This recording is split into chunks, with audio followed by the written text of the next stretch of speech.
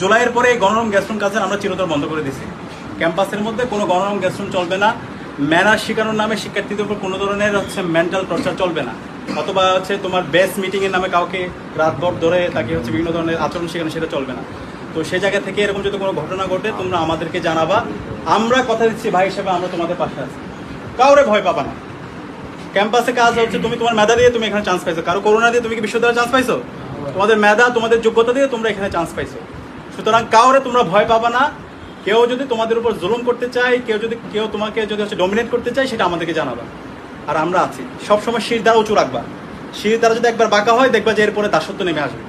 তা আমরা গতকালকে শুনতে পেয়েছি তোমাদের এখানে জুনিয়রদের উপরে বেস মিটিংয়ের নামে শিক্ষার্থীদের উপর ম্যানার শেখানোর নামে মেন্টাল টর্চার করা হয়েছে, পত্রিকা নিউজ হয়েছে।